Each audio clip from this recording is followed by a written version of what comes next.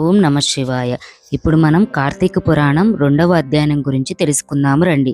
సూత మహాముని జనకునితో, ఇంతవరకు నీకు కార్తీక మాసమునందు ఆచరించవలసిన విధిక్రమం మాత్రమే తెలియజేసి తిని. కార్తీక మాసంలో సోమవార వ్రతమునకు ప్రత్యేక ప్రాముఖ్యత కలదు. సోమవార వ్రత విధానమును, దాని మహిమను గురించి నీకు చెబుతాను, సావధానంగా ఆలకించుము అని అన్నారు.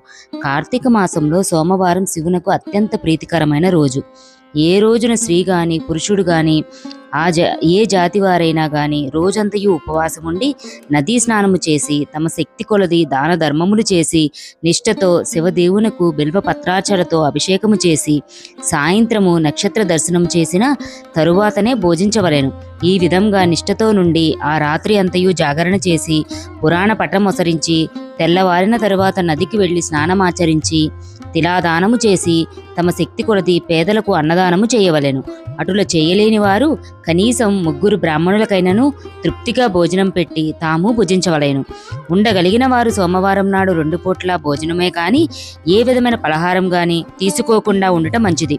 ఇట్లు కార్తీక మాసమందు వచ్చు సోమవార వ్రతమును చేసిన ఎడల పరమేశ్వరుడు కైలాస ప్రాప్తి కలిగించి శివ సన్నిధికి చేర్చును. భర్తలేని వితంతువులు కూడా సోమవార వ్రతమును ఆచరించి శివపూజ చేసినచో కైలాస ప్రాప్తియు, విష్ణు పూజ చేసినచో వైకుంఠ ప్రాప్తియు నందును. దీనికి ఉదాహరణగా ఒక ఇతిహాసమును నీకు చెబుతను, వినుము. శ్రద్ధగా వినండి. కార్తీక సోమవార ఫలముచే ఒక్క కైలాసమందుట గురించి ఈ కథ ఉండును. పూర్వకాలమున కాశ్మీర దేశంలో ఒక బ్రాహ్మణుడు కలడు. అతను పురోహిత వృత్తిని చేపట్టి తన కుటుంబమును పోషించుచు ఉండెను. అతనికి చాలా దినములకు ఒక కుమార్తె కలిగెను.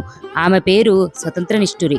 తండ్రి ఆమెను సర్వాష్ట దేశీయకు మిత్రశర్మ అను బ్రాహ్మణునికిచ్చి వివాహం చేసెను. ఆ బ్రాహ్మణ యువకుడు 4 వేదములు శాస్త్రములు అభ్యసించిన వాడై సదాచార పారాయణుడై ఉండెను. అతడు భూతదయ కలిగినవాడు, నిత్య సత్యవాది, నిరంతరము భగవన్నామస్మరణ చేయుచు ఉండుచు లోకలన్నిటినీ అపరబ్రహ్మ అని కూడా చెప్పుకొనుచుండెను. ఇటువంటి ఉత్తమ పురుషుని భార్యగు నిష్ఠురి యవ్వన గర్వోత్తరాలై కన్ను మిన్ను కానక పెద్దలను దూషించుచు అత్తమామలను భర్తలను తిట్టుచు కొట్టుచు రక్కుచు పరపురుష సాంగిత్యము కలదై వ్యభిచారి అయి తమ ప్రియులు తెచ్చిన తినుబండారములు బట్టలు పువ్వులు ధరించుచు దుష్టురాలై తిరుగుచుండగా వంశమునకు అప్రతిష్ట తెచ్చునని అత్తమామలు ఆమెను తమ ఇంటి నుండి విడలగొట్టిరి. కానీ శాంత స్వరూపుడగు భర్త మాత్రము ఆమెను అభిమానము పోక ఆమె ఎంతటి నీచ కార్యములు చేయుచు సహించి ఉన్నను పొమ్మనక విడువక ఆమెతోడనే కాపురము చేయుచూ ఉండెను. కాని చుట్టుపక్కల వారు నిష్ఠురి గయ్యాళితనమును గేవగించుకొని ఆమెకు కర్కస అనే ఎగతాళి పేరును పెట్టుటచే అది మొదలందరూ దానిని కర్కస అని పిలుస్తూ ఉండెరు.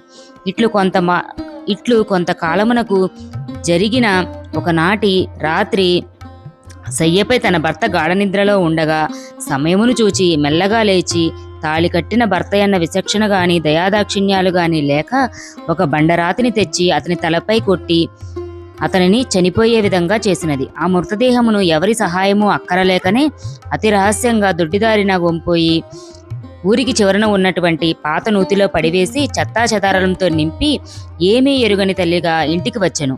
ఇక తన ఏ ఆటంకములు లేవని ఇంకా విచ్చలవిడిగా సంచరించవచ్చని తన సౌందర్యము చూపి ఎందరినో క్రీడా ఆటలు ఆడవచ్చని వ్రతమును పాడు చేసి నానా జాతి పురుషులందరితో రమయించుచు వర్ణ సంకరుగా అయ్యను. అంతేగాక పడుచు కన్యలను భర్తలతో కాపురము చేయక పడుచులను తన మాటలతో చేరదీసి వారికి కూడా దుర్బుద్ధులు నేర్పించి పాడు చేసి వీటలను దాచి ధనార్జన కూడా చేయసాగాను. జనక మహారాజా యవ్వన బింకము ఎంతో కాలముండదు కదా.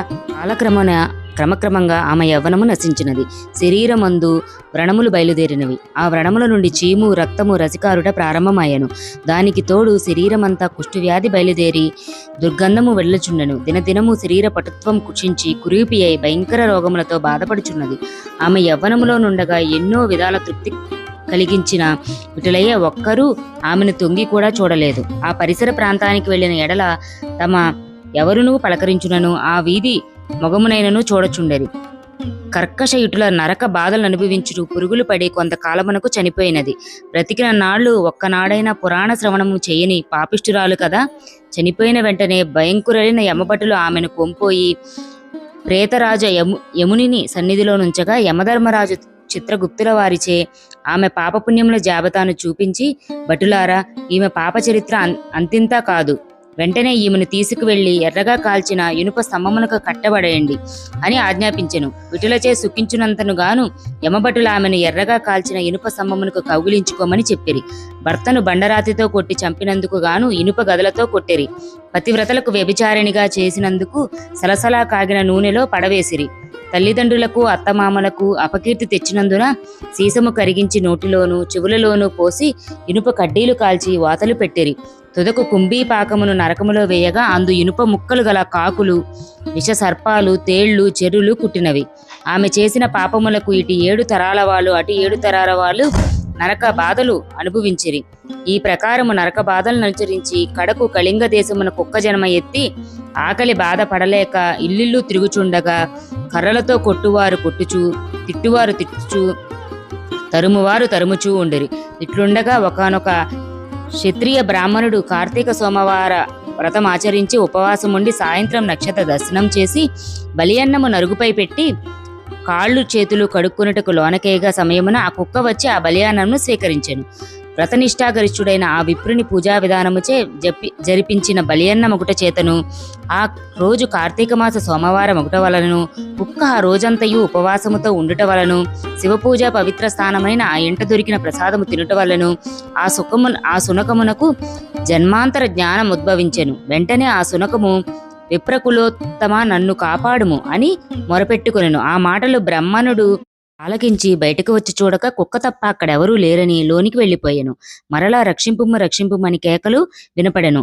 మరలా విప్రుడు బయటకు వచ్చి ఎవరు నీవు, నీ వృత్తాంతమేమిటని ప్రశ్నించగా ఆ కుక్క మహానుభావ, ఈ పుట్టుకకు వెనుక 15 జన్మల మందు విప్రకులాంగునాన్ని నేను వ్యభిచారినై అగ్నిసాక్షిగా పెళ్లాడిన భర్తను చంపి వృద్ధాప్యముల కుష్ఠురాలినై తనువు చాలించిన తరువాత యమదూతల వల్ల మహానరకం అనుభవించి నా పూర్వీకుల పుణ్యఫలం వల్ల ఈ జన్మలో కుక్కనైతిని.